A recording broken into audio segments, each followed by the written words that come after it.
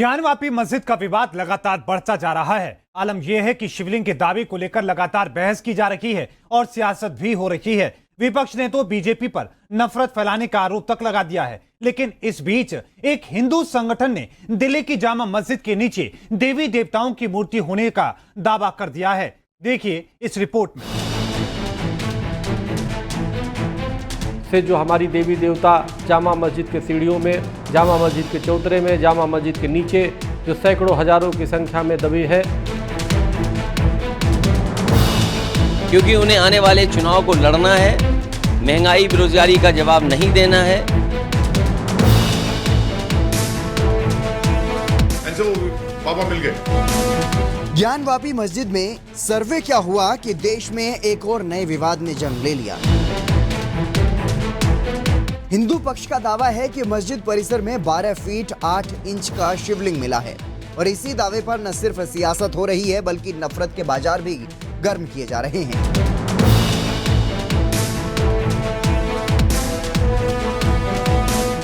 और तो और रोज नया विवाद देखने को मिल रहा है। अब ऐसे में हिंदू महासभा के अध्यक्ष स्वामी चक्रपाणी महाराज ने प्रधानमंत्री नरेंद्र मोदी को एक पत्र लिखा जिसमें जामा मस्जिद का सर्वेक्षण करने का अनुरोध किया गया है।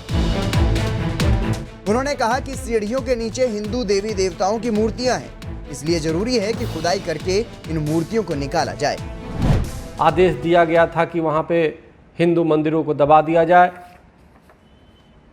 उसको निकालने के लिए, उसकी खुदाई करा के निकालने के लिए हमने एक पत्र भेजा है और उसमें हमने मांग की है कि ये देश की सद्भावना के लिए ज़रूरी है कि इतने वर्षों से जो हमारी देवी देवता जामा मस्जिद के सीढ़ियों में, जामा मस्जिद के चौतरे में, जामा मस्जिद के नीचे जो सैकड़ों हजारों की संख्या में दबी है। ऐसे बयान सिर्फ एक तरफ से सामने नहीं आ रहे हैं बल्कि ज्ञानवापी मस्जिद पर अभी सर्वे की रिपोर्ट कोर्ट को सौंपी भी नहीं गई। इस सियासत और नफरत तेजी से बढ़ती नजर आ रही है। विपक्ष बीजेपी पर हमला कर रहा है और दावा कर रहा है कि 2024 के चुनावों के लिए बीजेपी नफरत का इस्तेमाल कर रही है। और उन्हीं के इंडिविजुअल मित्र क्या चाहते हैं, उन्हीं के इंडिविजुअल कार्यकर्ता क्या चाहते हैं? नफरत। क्योंकि उन्हें आने वाले चुनाव को लड़ना है, महंगाई बेरोजगारी का जवाब नहीं देना है। उनके पास बाकायदा इसी तरह का हेट कैलेंडर बना रखा होगा, नफरत का कैलेंडर बना रखा होगा और जब तक चुनाव नहीं होगा इसी तरह हेट कैलेंडर पे ये लोग बात करते रहेंगे। सियासत से भी आगे बढ़कर धर्म के ठेकेदार ज्ञानवापी मस्जिद के मामले पर समाज में नफरत घोलने का काम कर रहे हैं। आलम यह है कि इत्तेहाद मिल्लत काउंसिल के मुखिया मौलाना तौकीर रजा खान ने यहाँ तक कह दिया कि बाबरी मस्जिद हमारी मिल्कियत थी और उसे फिर भी उन्हें सौंप दिया।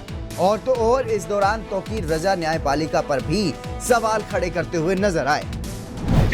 हम कोई कानूनी चाराजोई नहीं करना चाहते। हुकूमत उनकी, पुलिस उनकी, ताकत उनकी, समाज उनका, अक्सरियत उनकी, अदालत उनकी। अदालत ने अगर ईमानदारी दिखाई होती बाबरी मस्जिद के सिलसिले में, जहां उन्होंने माना कि हमारी मिल्कियत है, हमारी मिल्कियत होने के बावजूद जब उनके सुपुर्द कर दी जाती है तो आज मैं कैसे ये यकीन कर लूं? आप न्यायपालिका को सवालों के घेरे में, मैं न्यायपालिका को, हुकूमत को, हिंदूवादियों को, तमाम लोगों को सवालों के घेरे में ले रहा हूँ। वहीं असदुद्दीन ओवैसी बार बार उपासना स्थल कानून का जिक्र करके इस सर्वे पर ही सवाल उठा रहे हैं और कह रहे हैं कि हम बाबरी मस्जिद को खो चुके हैं, हम दूसरी मस्जिद नहीं खोना चाहते। और तो और ओवैसी का दावा ये भी है कि ज्ञानवापी मस्जिद थी, है और कयामत तक रहेगी। तो बाबा मिल गए और आप मुस्लिम साइड को सुनने भी नहीं देते, आप नोटिस भी नहीं देते और आप ऑर्डर पास कर रहे थे, एक्स पार्टी ऑर्डर पास कर रहे थे आप। My whole contention was that number one, this whole survey is completely wrong. Appointment of commissioner is completely wrong. It violates 1991 Act and procedural unfairness.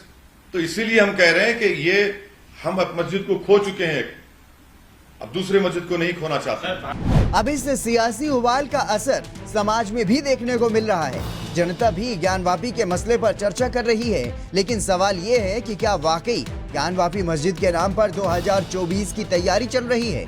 और अगर 2024 की तैयारी चल रही है तो समाज में ये नफरत बोने वाले लोग कौन हैं?